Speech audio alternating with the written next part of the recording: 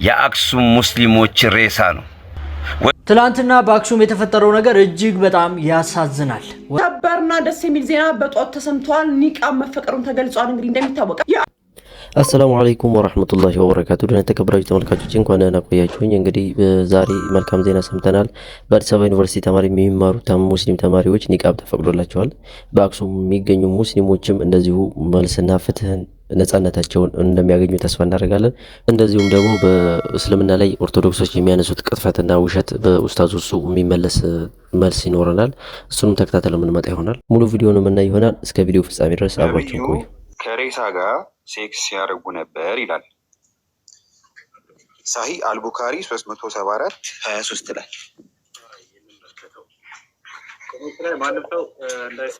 ሁለተኛው ጥያቄ ሶሂህ ቡኻሪ ስንት ነው ያልከው? አሜን። አንድ መረጋጋት 374 ቡክ 23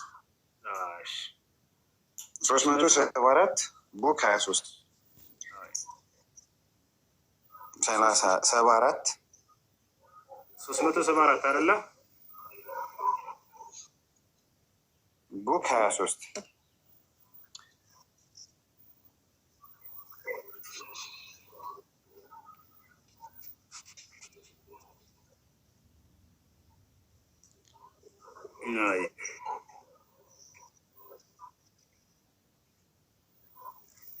እሺ ሶሂህ ቡኻሪ 374 ላይ ሶሂህ ቡኻሪ 374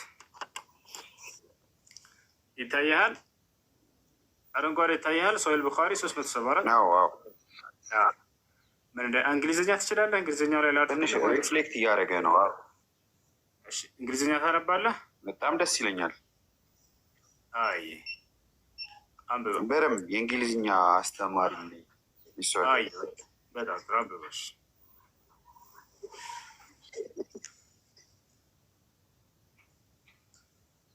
አላህ መርሽ እስኪ ሳሂህ አልቡካሪ 374 ይልና አዎ ዘ ፕሮፌት said take away this crime of yours as it pictures are still disabled in front of me during my prayer.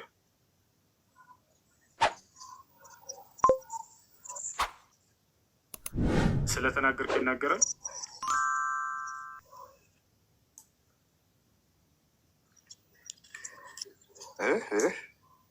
ይናገራል ስለተናገርከው ሀሳብ መርሻ ቆይ አቤት ቀይሩ። ሌላ ኢዲት ያላቸው ሌላ መጽሐፍ ኢዲት አላቸው። ኦኬ ነው። በዛ ከሆነ አላውቅም። ደደቦች ናቸው። ሶሪ ቱ ሴይ ዚስ እንደ ቃሌ ይቅርታ፣ መሀይም ስለሆናችሁ ነው። ይቅርታ ስድብ አይደለም አለ መሀይም ማለት ልክ ነው። ደደቦች እና መሀይም ደንቆሮች ስለሆናችሁ ይቅርታ፣ ስድብ እንዳይመስላችሁ። ያው ስለሚገልጻችሁ ማለት ነው። እና ደግሞም ቆሻሾች ስለሆናችሁ ማለትም ቆሻሻ ካልሆናችሁ አንደኛውን ትሄዱ ነበረ። የራስን የሚሰድብን አካል ታደነቅ እዚህ ሆነ ቆሻሻ ባትሆን ይገርመኛል። እንደዚህ አይነቶቹ ኮተቶች ቢወጡ በጣም አሪፍ ነበረ። ቤተክርስቲያን ፎከስ ያደረገችው ህንፃ መገንባት እንጂ ህንፃ ክርስቶስ መፍረሱን ረስተዋለች። እና ህንፃ ክርስቶስ በጣም ፈርሷል። ህንፃ ብሎኬት ነው ደምቆ እየታየ ያለው። ወላጆች ልጆቻቸውን ማስተማር አልቻሉም። ወላጆች ልጆቻቸውን መቆጣጠር አልቻሉም። ካህናት ልጆቻቸውን መያዝ አልቻሉም። አባቶች ልጆቻቸውን መቆጣጠር አልቻሉም። ገንዘብ ብቻ ይስጧቸው፣ ደሞዝ ብቻ ይውደልባቸው እንጂ ልጆቻቸው ምን ላይ ነው? ምንድን ነው እሱ ያለውን ወላጆች አያውቁም፣ ልጆች አያውቁም፣ አስተዳዳሪዎች አያውቁም። ሁሉም አብረው ጠፍቷል ማለት ነው። በተለይም እንደ ኦርቶዶክሳውያን በጣም ትልቅ ኪሳራ ውስጥ ነን ያለ ነው። በቃ ጅራፍ አንስቶ ገርፎ ማስወጣት። አንዳንዴ እንደዚህ አይነቶቹ ሆዳሞች ምንድነው ቆማጣ ካላልከው አብረሬ ልፈትፍት ይላል የሚባል ነገር አለ። ቆሻሻ ቢለው ይከብዳችኋል? አይከብድም እኮ አይከብድማ። ቆሻሻ ስለሆናችሁ ማለት ነው። አይከብድም። ትክክል ነው። ያ ስለዚህ አንደኛውን ብትሄዱ ጥሩ ነበር። መሀይሞች ስለሆናችሁ በወር አንድ መጽሐፍ እንኳን ማንበብ ማትችሉ በአመት አንድ 10 መጽሐፍ እንኳን ሃይማኖታችሁን ያላነበባችሁ መሀይም አይደላችሁ? ታዲያ በአመት አንድ 10 መጽሐፍ እንኳን ያላነበብክ መሀይም ካልተባልክ ምን ልትባል? ሰበርና ደስ የሚል ዜና በጧት ተሰምቷል። ኒቃብ መፈቀሩን ተገልጿል። እንግዲህ እንደሚታወቀው የአዲስ አበባ ዩኒቨርሲቲ ሙስሊም ሴት ተማሪዎች 19 ወራት በላይ ሲታገሉት የነበረው የኒቃብ ጉዳይ ለጊዜያዊነትም ቢሆን በትላንትናው ዕለት መፍትሄ ማግኘቱም እንግዲህ አሁን ላይ የወጡ መረጃዎችም እያሳዩ ይገኛሉ።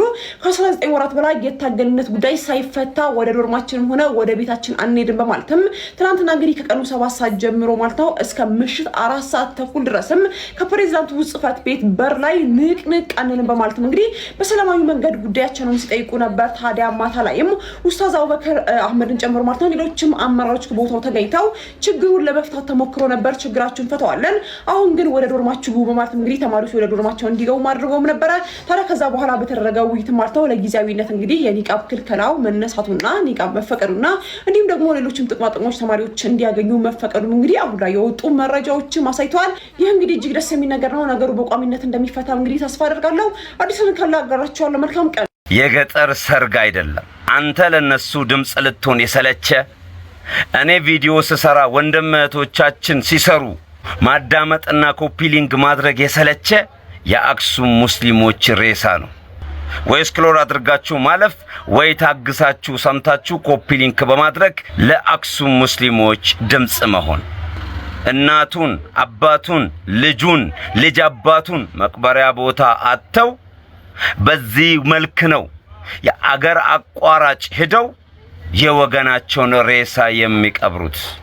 አንተ እኔ ባለንበት ሀገር ቅድስት ናት ተብሎ በዚህ መልክ ዘፈንና ጭፈራ ሴት ለሴት ወንድ ለወንድ ትምህርት ቤት ላይ የሚፈቅድ የኢትዮጵያ ሕግና ስነ ስርዓት የሙስሊም ወንድም ሬሳ በቅድስት ከተማ አትቀበርም በሚል ተንካሻ ምክንያት አምባገነንነቱን በአንድ ክልል አሳይቶ ወንድምና እናቶች አባቶቻችን በዚህ መልክ ውስጥ ይገኛሉ።